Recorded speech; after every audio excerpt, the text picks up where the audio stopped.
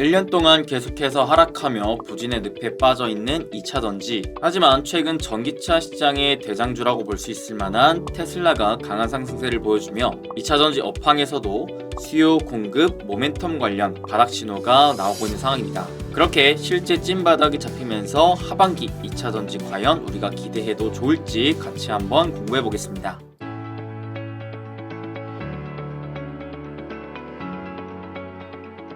행복 반갑습니다. 우리 여러분들의 행복 파트너 부자TV 스윈쌤입니다. 최근에 2차전지 관련해서 궁금해하시던 분들이 너무나 많았어서 저희 채널에서도 2차전지 관련 공부를 같이 해오고 있는 상황인데, 그 중에서도 댓글에 올려주신 반응들을 보니까 2차전지 전반적인 업황, 그리고 과연 언제쯤 좀 턴을 할 수 있을까에 대한 질문을 하시는 분들이 많으시더라고요. 그래서 물론 정답은 없겠지만 최근에 또 여러 리포트 자료들을 취합해서 좀 정리했던 내용들, 제가 공부한 내용들 한번 오늘 이 시간을 통해서 같이 좀 풀어보도록 하겠습니다. 그래서 오늘 같이 공부할 내용은 이제 바닥 신호가 감지되는 2차전지 산업에 대해서 함께 공부해 볼 거고요. 실제로 하반기에 좀 기대해도 되는지, 기대를 한다면 그 중에서도 어떤 주식을 좀 주목해 보면 좋을지 한번 공부해 보려고 합니다. 우선 좀 듣기 좀 안 좋을 수 있을 만한 얘기부터 해보도록 할게요. 일단 2차전지를 투자해 놓으신 기존 주주분들께서는 거의 한 1년 동안 많이 힘드실 거라고 생각합니다. 아니, 이미 1년간 많이 힘드셨죠. 실제로 보면 2023년 이제 작년 상반기에 2차전지가 7개월간 거의 100% 가까이 상승을 하면서 굉장히 좋은 상승 흐름을 보여줬었습니다. 실제로 그래서 아마 이때 당시에 2차전지를 또 진입하셨던 분들도 혹시라도 계실 것 같다라는 생각이 드는데, 문제는 뭐냐, 이제 작년 하반기부터 이제 본격적인 2차전지 업종 관련된 대다수의 종목군들이 하락을 이제 겪으면서 거의 1년 동안 뭐 40% 가까운 하락을 이제 보여줬다라는 것이죠. 이는 국내 상장되어 있는 2차전지 종목군들이 전반적으로 그 평균치를 나타냈을 때 거의 40% 가까이 하락을 보여줬다라는 것을 알 수가 있는 자료인데, 이제 문제는 뭐냐면 1년간 주가가 하락을 했는데도 불구하고 여전히 가격이 부담되는 수준이라는 겁니다. 이게 무슨 말이느냐?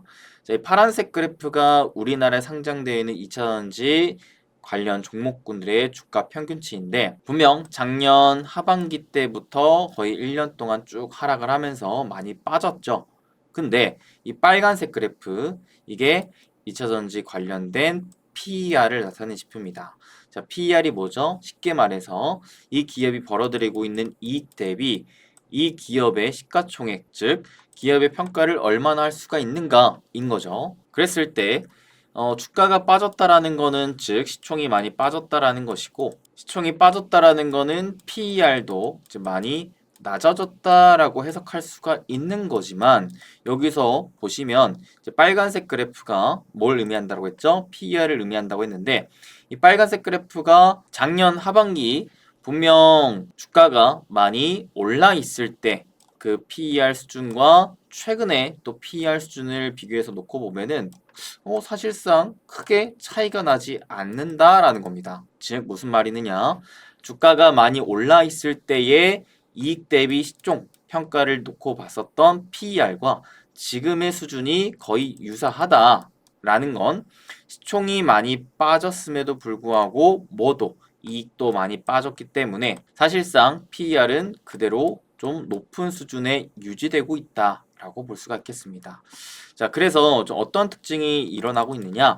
과거에 분명 기업의 주가가 올라감에 따라 시총이 이제 올라가면서 자연스럽게 PER이 높아졌었던, 즉 주가와 PER이 비례하면서 같이 움직였었던 흐름과 비교했을 때, 자, 올해는 어떤 움직임이 나오고 있냐? 특히나 최근 주가는 어느 정도 밑에 많이 빠져 있는데 PER은 반대로 높아져 있는 상황이다. 과거 흐름이랑 비교를 해봤을 때는 주가가 빠짐과 동시에 PER도 많이 하락해야 되는데 최근에는 오히려 PER은 높아지고 있더라. 그 말인즉슨 주가가 빠지는 것보다도 이익 전망치 자체가 더 많이 빠지다 보니까 사실상 PER은 오히려 하락보다는 올라가고 있더라 라고 볼 수가 있겠습니다. 즉 지금 2차전지 대부분의 이제 종목군들은 실적이 많이 부진하고 있다.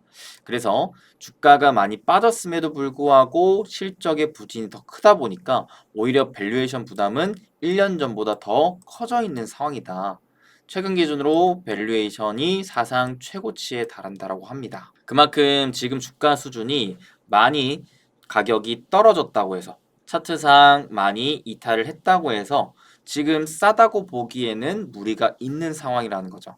이게 조금 안타까운 현실인 것 같습니다. 그리고 이게 2차전지 기존 주주분들을 많이 아프게 하는 근본적인 문제점이라고 볼 수가 있겠죠. 실적이 유지만 돼도 주가가 많이 빠지는 상황에서는 오히려 저평가 국면에서의 매수세가 들어올 수가 있겠는데 지금은 오히려 주가도 빠졌지만 그보다도 실적이 더 많이 하락을 하면서 주가가 빠졌음에도 불구하고 오히려 고평가인 구간, 즉 가격적인 부담이 생겨 있는 구간이라 이게 내가 막 빠졌어도 더 사기에 또 부담이 되는 상황이라 기존의 주주분들은 계속 힘든 상황이 이제 이어지고 있다라고 볼 수가 있겠습니다. 그래서 우리 기존 주주분들도 이제 냉정하게 현실을 명확하게 인지하고 인정해야 그 대응 전략이 나오고 우리의 또 소중한 돈을 또 지키면서 이후에는 또 벌어갈 수가 있는 것이기 때문에 현재 상황이 왜 이렇게 좀 안 좋은지 그래도 대략적으로는 좀 알고 있고 앞으로 어떻게 좋아질 건지를 그 현재 상황에 의거해서 좀 비교하면서 보시면은 좀 더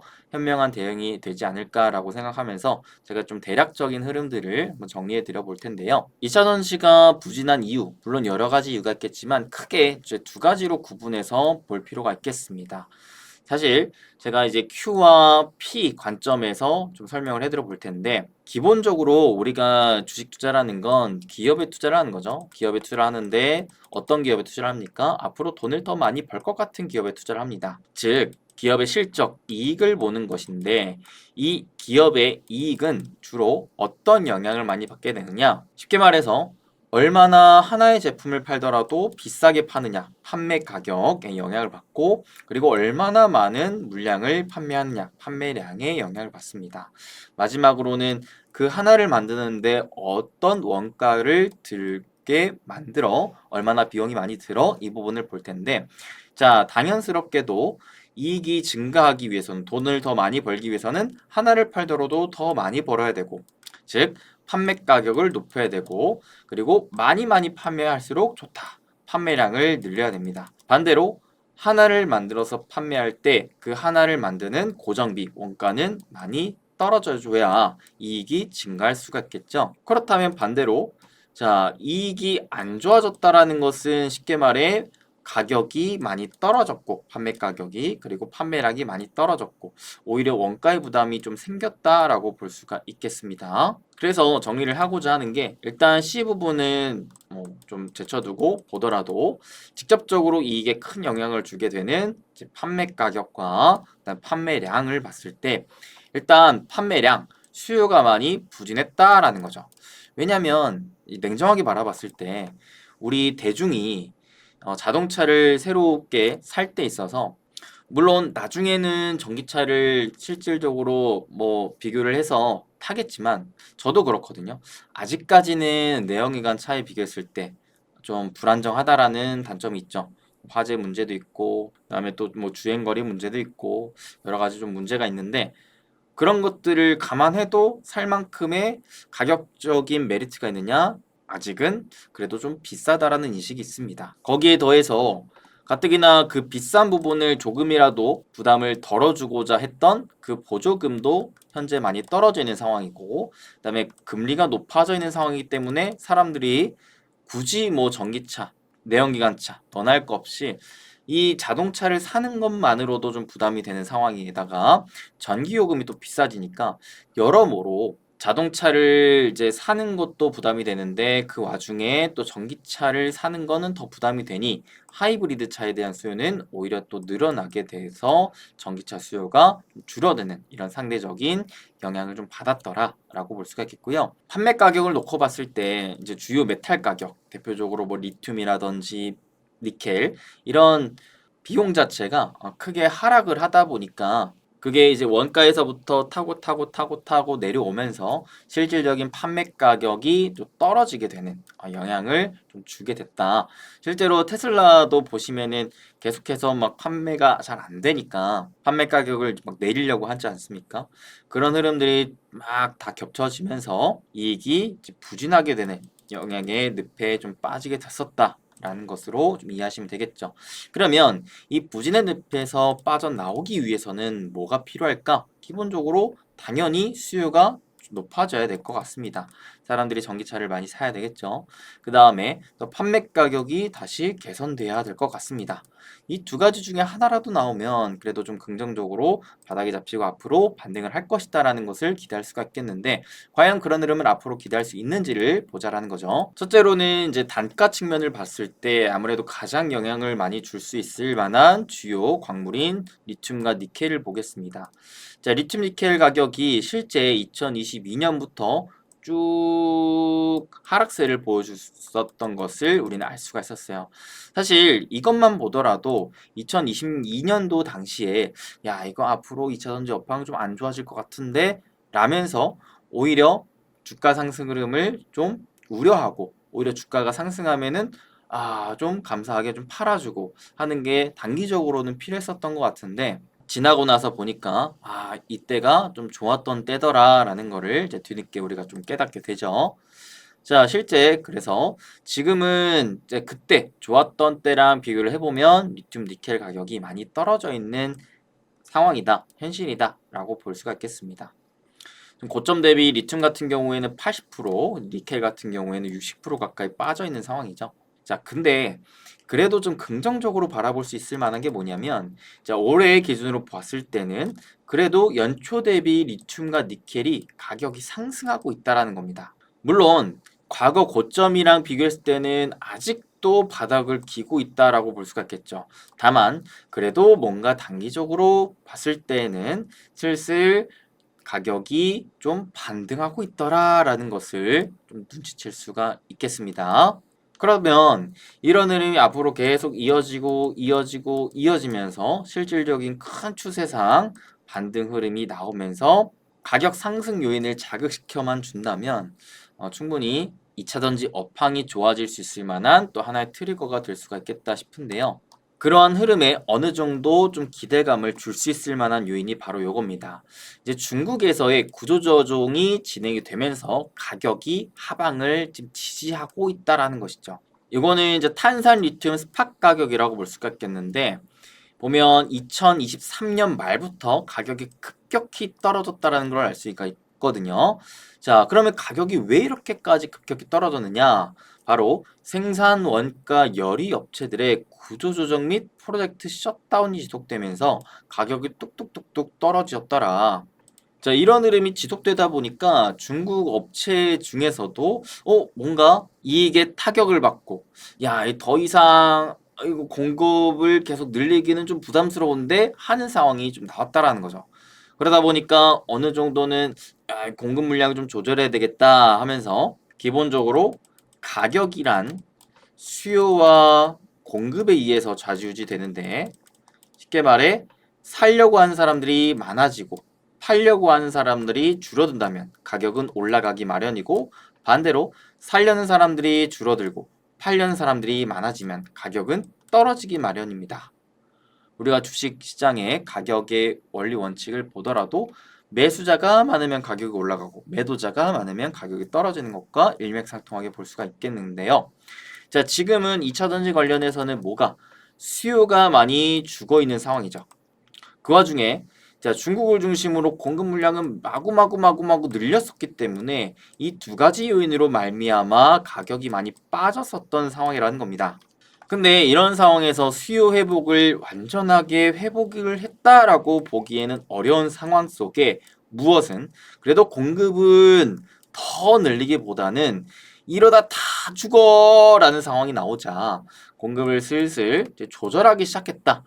그러다 보니까 자, 살려는 사람들이 폭발적으로 나오는 게 아니라 가격 상승은 크게 막 나오고는 있진 않지만, 목은 팔려고 하는 사람들의 물량은 점점 줄어들다 보니까 오호라, 가격이 더 하락하는 거는 좀 막아주고 있더라. 이런 흐름이 지금 연출되고 있다라는 것입니다. 그래서 단기적인 가격의 변동성은 계속 뭐 나올 수는 있습니다. 왜? 수요가 확실하게 회복된 건 아니기 때문에. 다만 이제 상위 업체들이 공급 물량을 지금 조절하는 상황이기 때문에 어느 정도 가격의 하방을 좀 받쳐주면서 이런 상황 속에 수요가 조금씩이라도 회복이 된다면 조금씩 가격은 다시금 반등할 수 있지 않을까라는 기대감을 하반기 이후로 좀 기대를 해보고 있다라는 것을 좀 체크를 해볼 수가 있겠습니다. 이렇게 1차적으로 판매 가격에 있어서는 슬슬 좀 바닥이 잡혀가고 이제 뭐 반등 흐름을 그래도 하반기 이후로는 기대를 해볼 수 있지 않을까를 체킹을 해볼 수가 있다.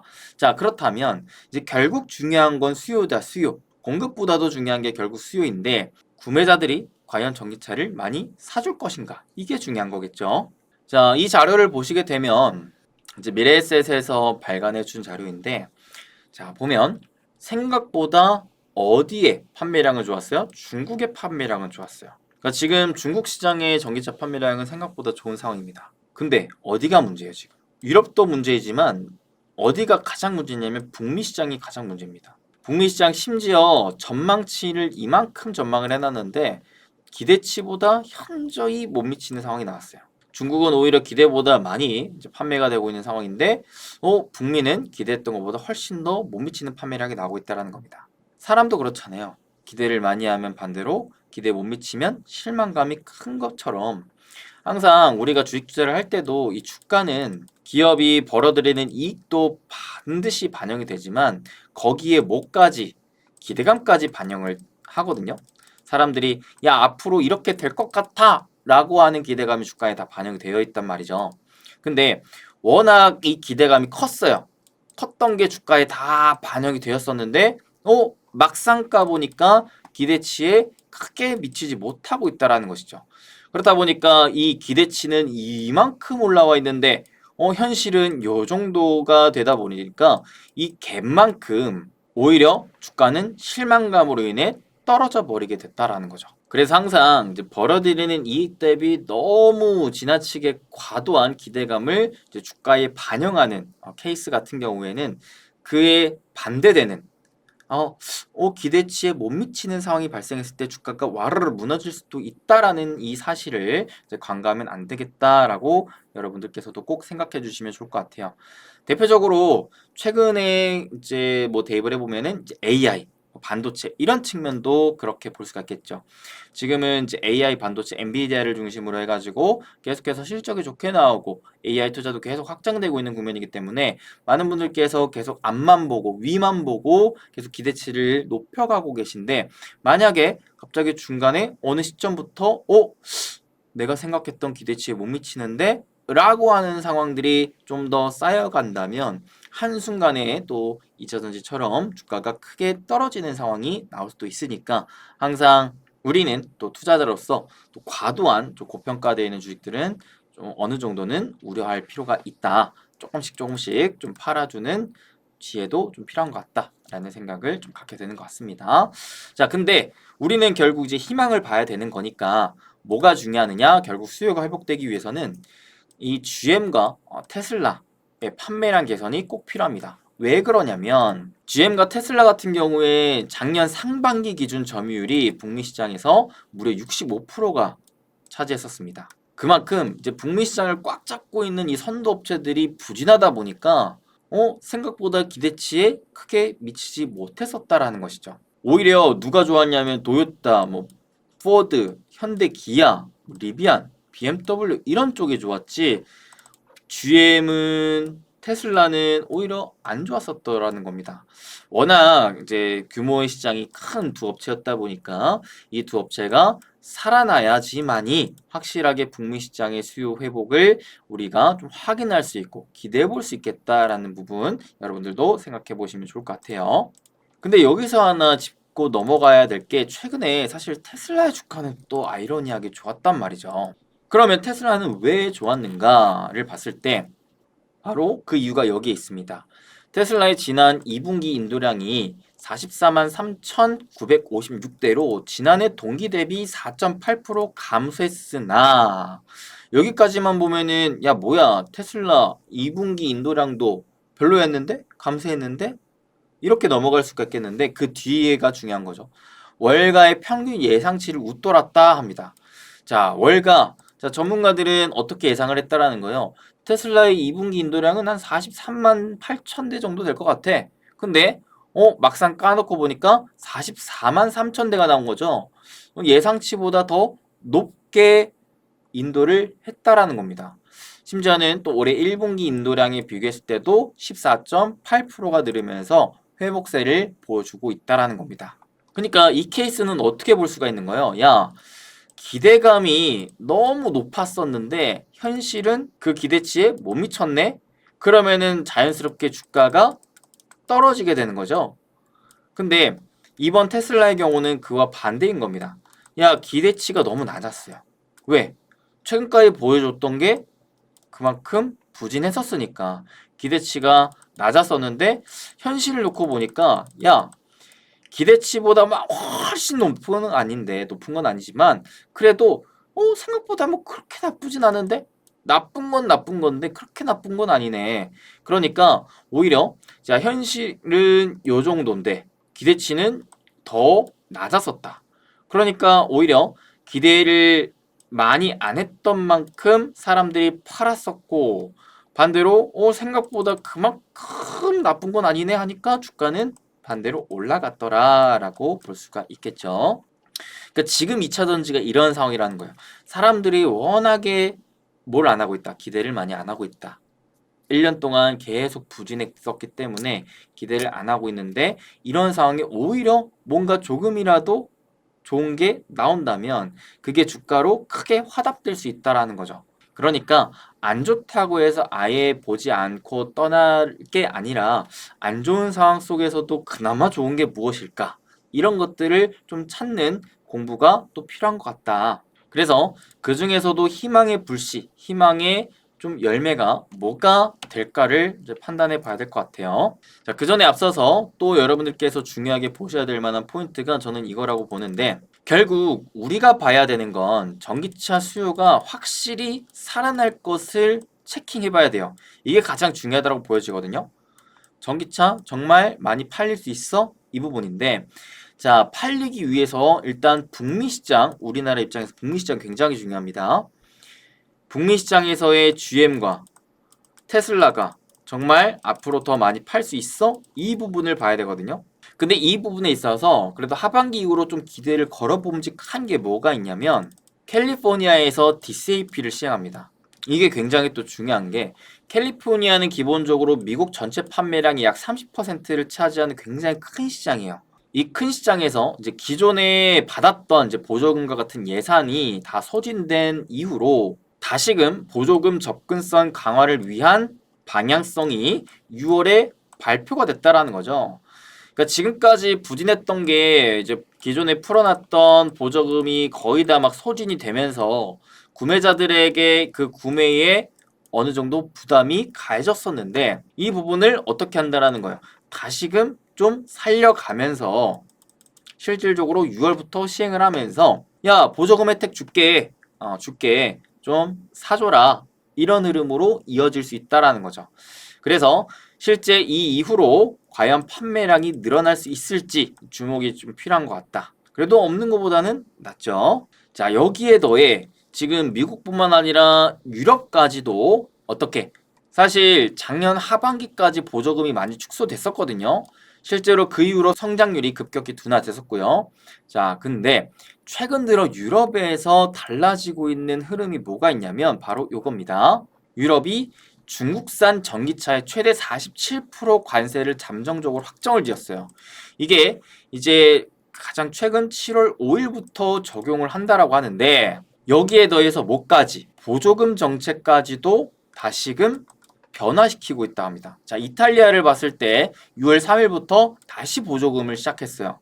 그러면서 확실히 판매량이 급증했다라는 게 눈에 보이죠? 여기 보시면 작년이랑 흐름을 비교해 본다면 갑자기 보조금 주면서 크게 판매량이 늘어났던 것이 확인이 됩니다. 이렇게 이탈리아를 중심으로 해가지고 다른 유럽 국가들에도 충분히 이제 보조금을 다시 이제 늘리는 방향성으로 바뀐다면은 판매량이 증가할 테고, 그리고 그 증가하는 흐름 속에서 누구를, 이 중국 쪽을 관세로 어느 정도 규제를 걸어준다면 자연스럽게 이 반사수에는 우리나라 또 전기차 업체들이 받을 수가 있기 때문에, 2차전지 관련 업체들이 받을 수가 있기 때문에 기존에 중국에 밀려났던 그런 점유율을 다시금 뺏어가면서 충분히 우리나라 전기차뿐만 아니라 2차전지 이런 업황의 수요가 회복되며 업황 회복을 좀 기대할 수 있지 않을까라는 포인트, 한번 이 부분도 주목해 볼 필요성이 있다 생각이 듭니다.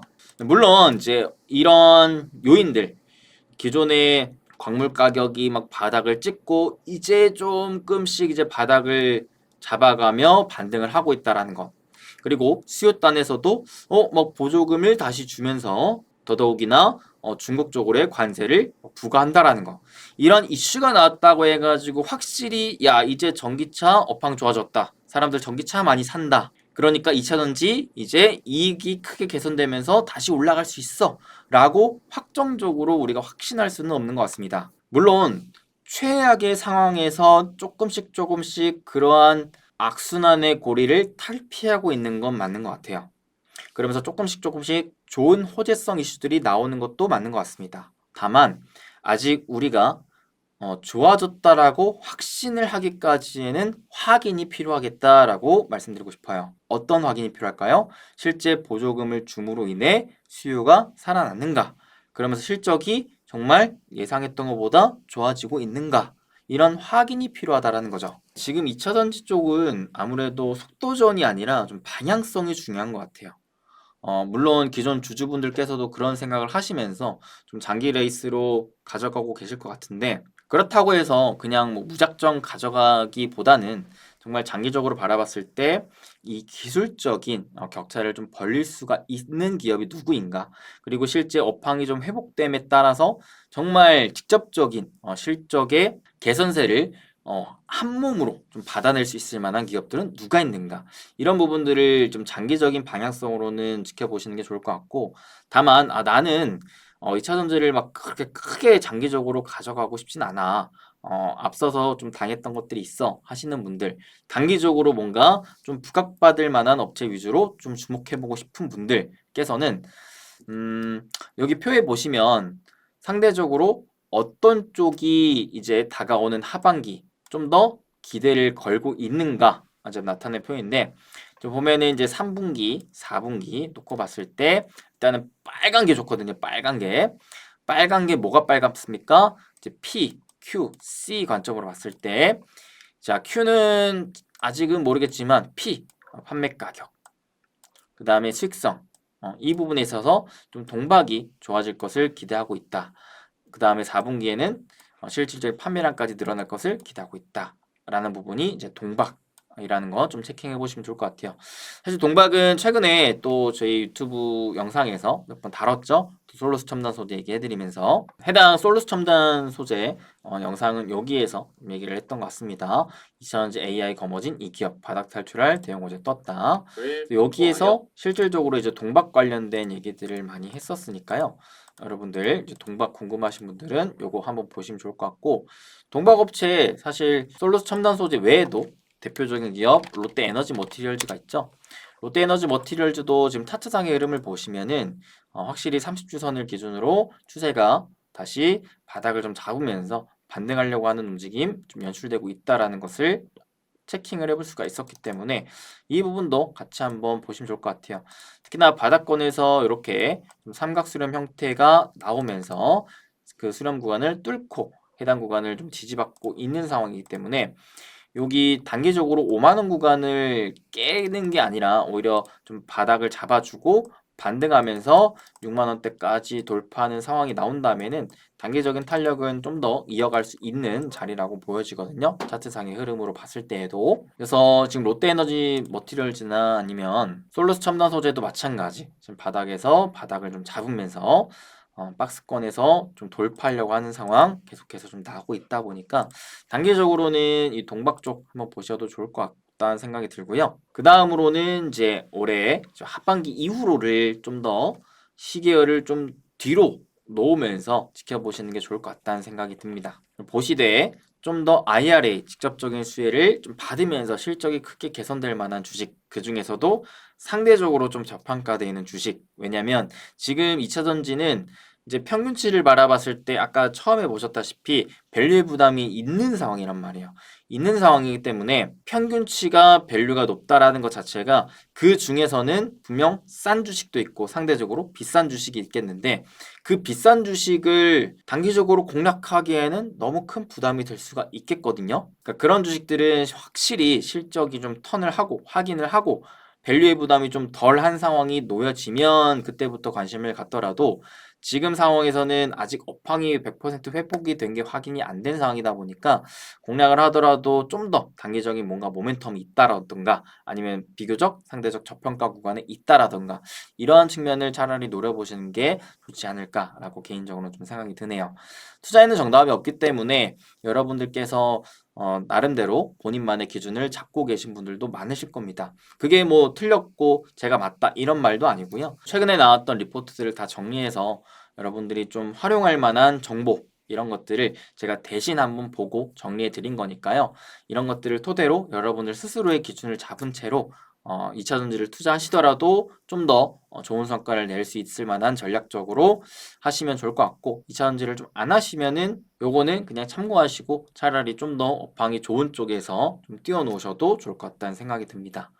현재 시장에서는 그 무엇보다도 실적이 가장 중요한 시장인 것 같습니다. 실적 장세이기 때문에도 그런 것 같아요. 그만큼 이제 단기적으로 우리가 좀 더 안정적인 성과를 내고 좀 수익을 내기 위해서는 무엇보다도 좀 탄탄한 실적이 바탕이 되고 있는 것과 동시에 저평가되는 기업을 찾는 게 중요하다고 생각을 하니까 2차전지 쪽도 단기적으로는 그런 쪽을 좀 보시면 좋을 것 같다 말씀드리면서 오늘 영상 마무리해 보도록 하겠습니다. 네, 항상 여러분들 시청해 주셔서 감사드리고 부족한 영상인데도 불구하고 많이 또 응원해 주시고 좋아해 주셔서 감사합니다. 그 마음을, 감사함을 가득 안고 다음에 또 좋은 정보와 영상으로 찾아뵐 수 있도록 노력할 테니까요. 다음에 또 뵙도록 하겠습니다. 항상 건강하시고 행복한 부자 행부 되시길 진심으로 응원하겠습니다. 우리 여러분들 행부 되세요. 뿅.